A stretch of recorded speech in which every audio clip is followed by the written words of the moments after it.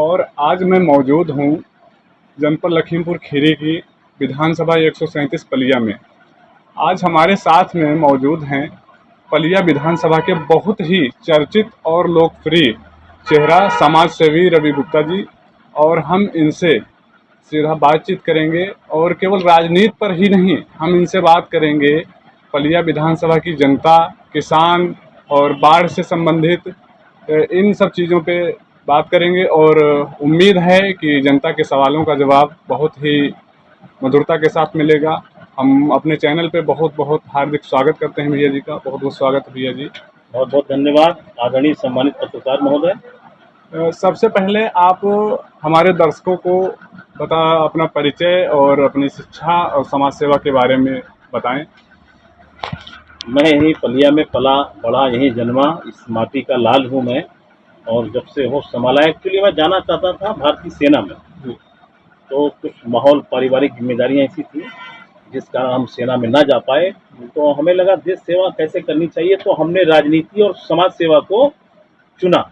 ये भी सबसे बड़ा अवसर होता है देश सेवा का, इसलिए हम समाज सेवा करते हैं और सक्रिय राजनीति में अपने पलिया को वो स्थान दिलाना चाहते हैं जिसका अभी तक उसको स्थान नहीं मिला। इस समाज सेवा के साथ साथ राजनीति में आने की प्रेरणा आपको कहाँ से मिली? और आपने समाज सेवा के साथ साथ पलिया क्षेत्र में भ्रमण भी, बहुत सारे ऐसे काम भी किए हैं जो बहुत ही सराहनीय हुए हैं। तो राजनीति में आने का विचार कैसे आया कि राजनीति में हमको आना ही चाहिए? हाँ, पहले मैं समाज सेवा में था, मैंने कभी नहीं सोचा सक्रिय राजनीति में आएंगे, लेकिन हमें एक समय ऐसा लगा कि हमारा पलिया पूरे विश्व के मानचित्र पे स्थापित होना चाहिए। ये पलिया लखीमपुर जनपद का सबसे शानदार शहर है। हमारे यहाँ दुधवा नेशनल पार्क है, पास में भारत नेपाल की बड़ी सीमा है, सेना का, भारतीय सेना का बड़ा मुख्यालय है, शिक्षण संस्थान है, देश विदेश के लाखों लोग यहाँ पलिया आते हैं। तो मुझे ऐसा लगा कि हमारे पलिया के साथ तो बड़ा अन्याय है, इसलिए मैंने पलिया जिला बनाओ मंच का गठन किया, जो कि हमारा रजिस्टर हमारी संस्था है। मैं उसका स्वयं अध्यक्ष और संयोजक हूँ, और हमने प्रण किया कि हमारा पलिया जिला बनेगा, उसी में संपूर्ण विकास छिपा हुआ है। तब से हम लगातार पलिया जिला बनाने के लिए संघर्षरत हैं, और ईश्वर ने चाहा तो निश्चित इस बार हमारा पलिया जिला बनेगा और पलिया की जनता का सपना पूरा होगा। जी, जैसा कि आपने बताया पलिया को जिला बनाओ, तो अभी चंदन चौकी में माननीय मुख्यमंत्री जी से विधायक जी ने भी पलिया को जिला बनाओ का मुद्दा रखा था। तो आपको क्या लगता है कि ये मुद्दा जो है पलिया विधानसभा के लिए सफल होगा? बहुत ही मुझे खुशी है। जब अभी बीच में आप हमने हमारी काफी खबरें भी देखी होंगी, चैनल पे भी देखी होंगी, प्रिंट मीडिया में भी देखी होंगी, मैंने आह्वान किया था, मैंने कहा था ये पलिया हमारा जिला बने।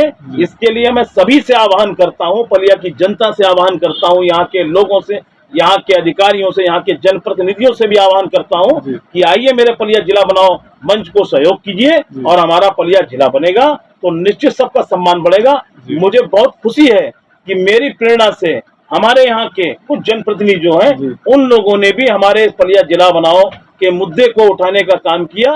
ये मेरे लिए बड़ी सफलता की बात है, बड़ी गौरव की बात है। पलिया की जनता इस बात से बहुत खुश है कि मेरे द्वारा पलिया जिला बनाओ जो मंच बनाया गया, एक सपना देखा गया पलिया को जिला बनाने का, आज लोग उसमें बढ़ चढ़ के आगे आ रहा है।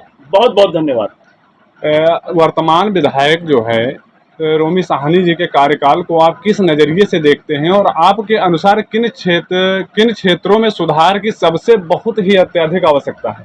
देखिए, सबका कार्य करने का अपना अलग तरीका होता है, इस बारे में मैं कुछ भी नहीं कहूँगा। वो पलिया विधानसभा हमारी भारतीय जनता पार्टी के विधायक हैं, बस।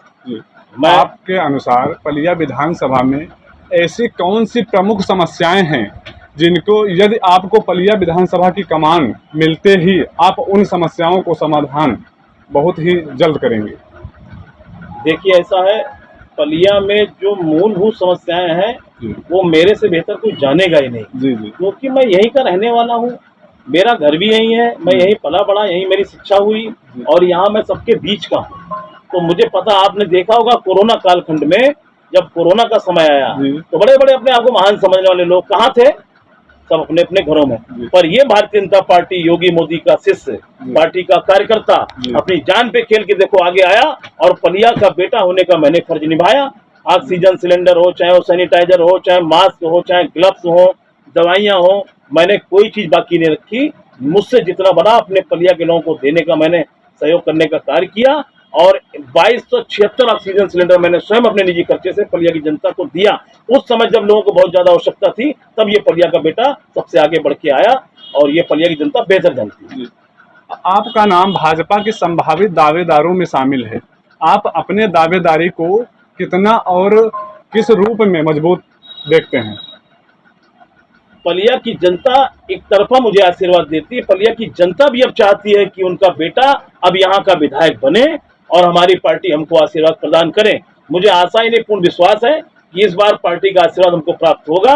2027 में भाजपा से हमारा टिकट भी होगा और निश्चित लखीमपुर जनपद की सबसे बड़ी जीत हमारी पलिया विधानसभा दर्ज करेगी। भारतीय जनता पार्टी यदि आपको टिकट देती है तो पहले ही 100 दिनों में आपकी प्राथमिकताएं और आपकी कार्य योजनाएं क्या क्या होंगी? सबसे पहले गन्ने का भुगतान, बाढ़ की समस्या का जड़ से समाधान, और यहाँ जो किसान हमारा परेशान रहता है उसके लिए हमने कुछ अपने दिमाग में भी रोड मैप तैयार कर रखा है कि यहाँ खेती को बढ़ावा देना है, रोजगार के साधन बढ़ाने हैं ताकि यहाँ के युवा, यहाँ के लोग बाहर ना जाएं।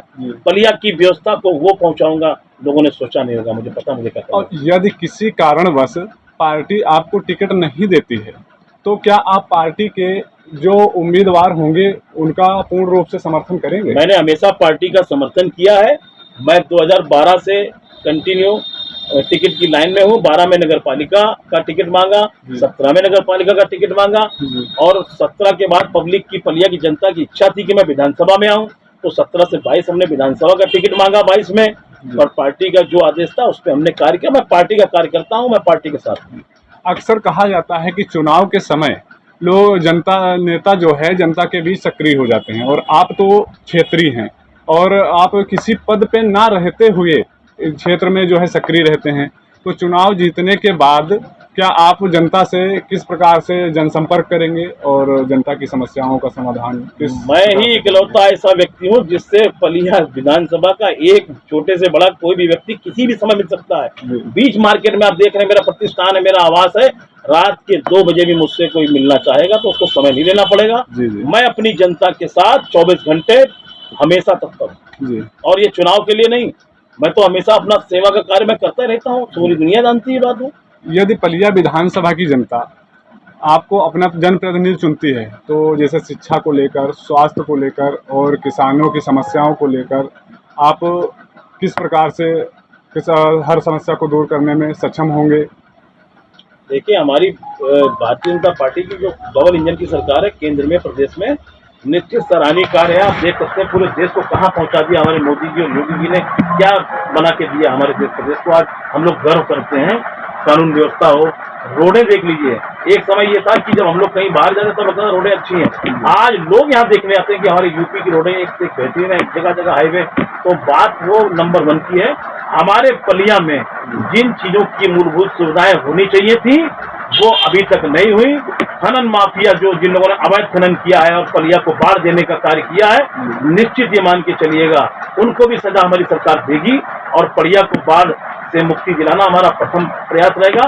पलिया को बड़ी रेलवे लाइन, जो कि सपना है हम सबका, वो मेरा प्रमुख कार्य रहेगा, पलिया को बड़ी रेलवे लाइन से जोड़ना।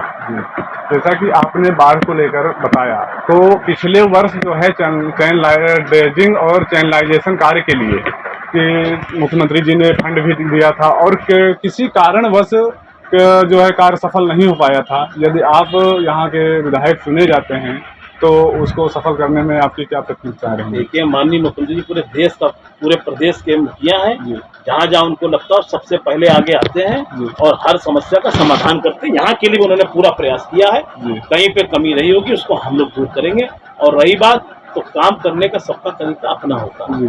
मुझे पता है जिस दिन मैं पलिया का विधायक बनूंगा, लोगों ने जिस पलिया का सपना देखा उससे बेहतर पलिया बना के निश्चित मैं दूंगा, वरना अपने पद से इस्तीफा दूंगा। पलिया विधानसभा जो है, इधर एक साइड में शारदा नदी और दूसरी साइड में जो है घाघरा नदी, और दोनों तरफ से बाढ़ का जो है आतंक बहुत भारी रहता है। अभी कुछ दिनों में बाढ़ आने वाली है, तो आप तो क्षेत्रीय हैं, आप जो है बाढ़ में जनसंपर्क भी करते रहते हैं, तो हमारे विधायक जी ने बहुत सारे ऐसे कार्य किए हैं, आप जो है उसको अपने नजरिए से जनसंपर्क करते हुए बाढ़ में किस तरीके से लोगों को? देखिए, मैं आपको बताऊं, सबसे पहले जब बाढ़ की समस्या आई है, मैं सबसे पहले पहुंचा हूं, और अभी आपको बता दूं, इसके हमेशा के समाधान के लिए मैंने हमारे उत्तर प्रदेश के माननीय उप मुख्यमंत्री श्री केशव प्रसाद मौर्य जी से मिलकर अभी हमने ज्ञापन दिया है, जिसमें हमने 3 ओवर ब्रिज की निर्माण की मांग की है।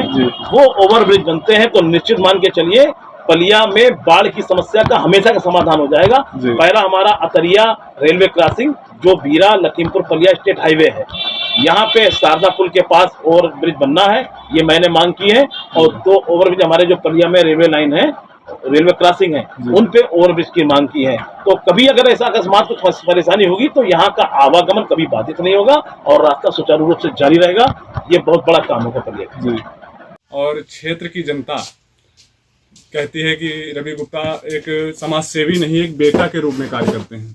तो आज हम और हमारी पलिया विधानसभा की जनता इनसे जानना चाहती है कि पलिया विधानसभा कहां से शुरू होती है और कहां तक रहती है। कृपया बताने का कष्ट करें। बहुत बहुत धन्यवाद पत्रकार महोदय, आपका बहुत आभार। आपने बहुत शानदार प्रश्न किया है। सर्वप्रथम मेरी पलिया विधानसभा की सम्मानित जनता के श्री चरणों में मेरा सादर प्रणाम स्वीकार हो। तमाम लोग जानना चाहते हैं कि पलिया विधानसभा कहां से लगती है और कहां समाप्त होती है, कौन लोग पलिया विधानसभा के बाहरी हैं, कौन लोग पलिया विधानसभा के निवासी हैं। आपका क्वेश्चन अच्छा है, मैं इसका जवाब देता हूं। आपके चैनल के माध्यम से आज पलिया विधानसभा की जनता के लोग भी जानेंगे कि हमारी पलिया कहां से कहां तक है। तो सबसे पहले हम शुरू होते हैं निगासन रोड पे। निगासन रोड पे जो तिकोना पुल है, वो तिकोना पुल से इधर हमारी पलिया शुरू होती है। जो मजगई कस्बा हमारा है वो पलिया विधानसभा में आता है, और तिकोना पुल के उधर जो बल्लीपुर गांव है वो निगासन विधानसभा के अंतर्गत आता है। यानी कि जो बल्लीपुर के निवासी लोग हैं वो विधानसभा निगासन के हैं, पलिया विधानसभा के नहीं है। तो वहां से शुरू करते हैं तिकोना पुल से मजगई नौगवा होते हुए पलिया तक। फिर इसके बाद हम लोग जाते हैं भारत नेपाल सीमा की तरफ, जो हमारा थारू क्षेत्र है। जितने भी गाँव है, चंदन चौकी है, सूड़ा है, बनगवा है, गौरीफंटा, ये सब हमारी पलिया विधानसभा का हिस्सा है। उसके बाद फिर हम पलिया वापस आते हैं और फिर जाते हैं संपूर्ण नगर की ओर। तो पलिया से गदनिया, महंगापुर, संपूर्ण नगर, खजुरिया, बसोई, गोविंद नगर हमारा गांव है, वो हमारा पलिया विधानसभा का हिस्सा। फिर वापस वहां से यहाँ पलिया आते हैं, फिर जाते हैं भीरा की ओर। शारदा पार करते ही तमाम क्षेत्र हमारा पलिया विधानसभा का हिस्सा है। और लास्ट में जो भवानीपुर है वो हमारी पलिया, भानपुर है, भवानीपुर है, ये हमारी पलिया विधानसभा का हिस्सा है। इसके आगे जो बिजुआ क्षेत्र पड़ता है वो गोला विधानसभा का हिस्सा है।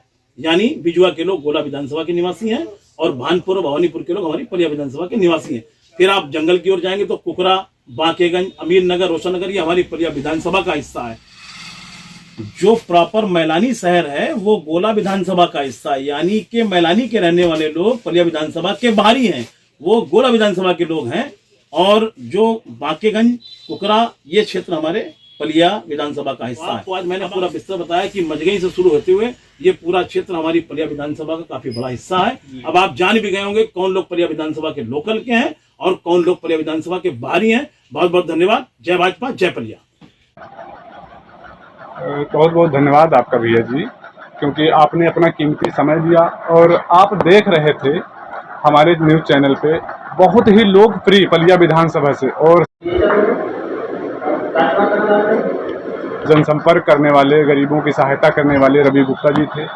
और आप लोग हमारे दर्शकों से मैं यही कहना चाहूँगा कि आप लोग अपनी राय कमेंट बॉक्स में ज़रूर दें कि आपका नेता, आपका विधायक आपके क्षेत्र का होना चाहिए या बाहरी होना चाहिए। ऐसे ही निष्पक्ष और सटीक खबरों के लिए बने रहिए हमारे चैनल के साथ। कैमरामैन रोहित, मैं मनसाराम चौहान।